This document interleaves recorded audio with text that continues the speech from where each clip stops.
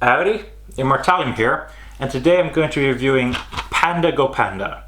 Now, if you're unfamiliar with Panda Go Panda, they were two short films, one released in 1972 and the other in 1973, and were directed by Isao Takahata and written by Hayao Miyazaki. Isao Takahata, Hayao Miyazaki, why do those names seem so familiar? Maybe it's because they went to co-found Studio Ghibli, one of the greatest animation studios of all time. So yeah, goes back to their humble beginnings. And what is Panda Go Panda like? Let's start off with the story.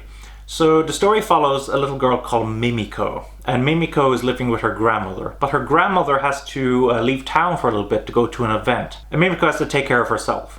She goes home to find a little baby panda just kind of hanging around, and after a while a big panda called Papa shows up looking for his little kid. And Mimiko enjoys them so much she decides to invite them to stay with her. And that's how the story begins. Now, Panda Go Panda is first and foremost a comedy. And as you can imagine, there's a lot of hijinks to be had with a little girl living with two pandas. Whether that involves her school, whether it involves the police, whether it involves the circus.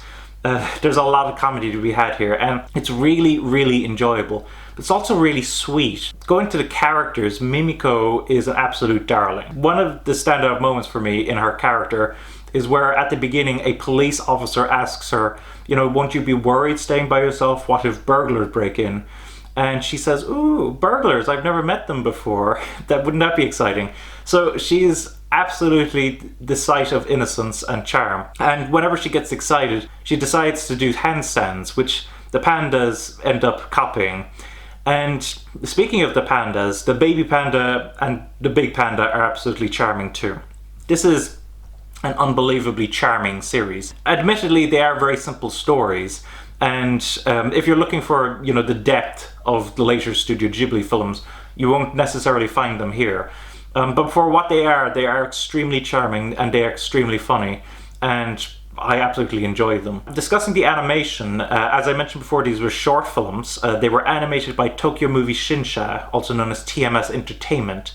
If you're unfamiliar with that animation company, they are responsible for Lupin the Third, as well as Detective Conan and a variety of other series. And the animation here is quite simple. There isn't a huge amount of detail here, but the animation is very nice. The character designs are absolutely lovely and very reminiscent of later Studio Ghibli designs. And overall, I think the animation here is excellent, considering the fact that these are only short films and did not have that big of a budget. With regards to the music, I was quite surprised here. When I began researching who did the music for this, I came across the name Masahiko Sato. And I remember thinking to myself, Masahiko Sato, that seems very familiar. How do I know that name?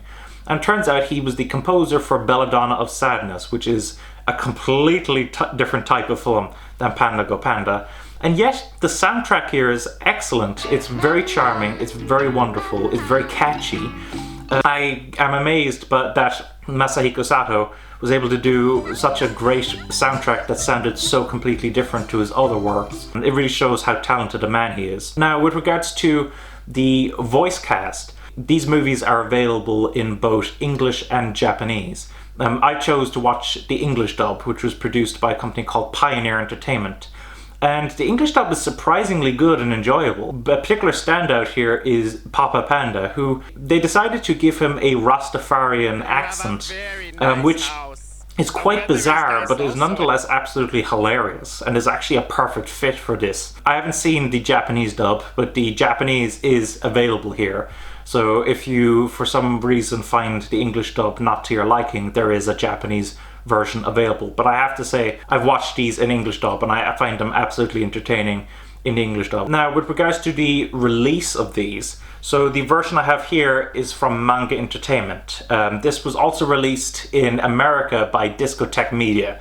And there are a few little differences that I'll have to point out, but for the moment, let's start with the version I have here, which is the Manga Entertainment version. In this box set, you have the two films. You also have the original opening. So basically Pioneer Entertainment made a bit of a different opening for these films than what was originally released. And luckily the original opening is available here. So if you want to see what the original Japanese opening for these films were like, you can actually see them here. Beyond that, you also have kind of two very short biographies of Hayao Miyazaki and Isao Takahata. And while the information given here isn't anything that any anime fan should be unfamiliar with, for people who are unfamiliar with Isao Takahata and Hayao Miyazaki, they do serve as quite nice little biographies just explaining what they have done, how they came about, etc, etc. In America, as I mentioned before, these films were released by Discotek Media. And Discotek Media's release, for one, they released them on DVD and Blu-ray, and two, they have a bit more extras. They have an interview with Isao Takahata, and they also have kind of a compilation of just art associated with Panda Go Panda. So there's no doubt that the Discotek Media release is the version that has the most content. Of course, the advantage with the Manga Entertainment release of Panda Go Panda was how cheap it was back when it was available. But if you want Panda Go Panda on home media, the only version you can get of it now, beyond getting third-party copies of Manga Entertainment, is the Discotek Media release. And to be fair, the Discotek Media release is the way to go with these films. So overall, what do I think of Panda Go Panda? I think these films are really entertaining. I really enjoyed them, and quite often when people are asking for something a little different from your standard Studio Ghibli movies, these are the films that I go to with them, and they are quite often very entertained by them. So I strongly recommend Panda Go Panda. I find them very charming, very funny, and hopefully you'll enjoy them as much as I did if you pick these copies up. So thanks for watching. Don't forget to comment, rate, subscribe, and bye bye.